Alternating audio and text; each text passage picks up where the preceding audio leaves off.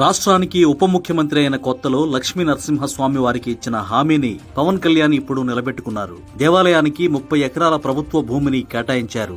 Pawan Kalyan deputy CM అయిన తర్వాత ఏలూరు జిల్లా ద్వారకా తిరుమల మండలంలోని ఐఎస్ జగన్నాథపురం సుందరగిరి శ్రీ లక్ష్మీ నరసింహస్వామి వారి దేవాలయ దర్శనానికి వెళ్లారు. ఆ సమయంలో స్వామివారి గుడికి ప్రదక్షిణ మండప నిర్మాణంతో పాటు గ్రామం నుంచి కొండపైకి వెళ్లేందుకు రోడ్డు నిర్మిస్తానని అక్కడి ప్రజలకు హామీ ఇచ్చారు. ఆ హామీని మర్చిపోకుండా మరోసారి జగన్నాథపురం వచ్చి లక్ష్మీ నరసింహస్వామిని దర్శించుకుని పట్టు వస్త్రాలు సమర్పించారు. ఈ సందర్భంగా గ్రామం నుంచి సుందరగిరి పైకి వెళ్లే రహదారి, ఆలయ ప్రదక్షిణ మండపం నిర్మాణ పనులకు పవన్ శంకుస్థాపన చేశారు. ఆలయాన్ని అభివృద్ధి చేసేందుకు 8.7 కోట్ల రూపాయల ప్రభుత్వ నిధులను మంజూరు చేయడంతో పాటు గుడికి అనుబంధంగా 30 ఎకరాల ప్రభుత్వ భూమిని కేటాయించారు. వాటికి సంబంధించిన పత్రాలను కూడా పవన్ ఆలయ అధికారులకు అందజేశారు.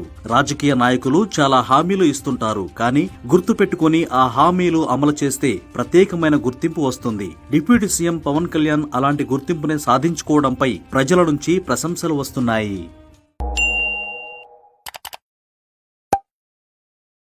Download ShareChat.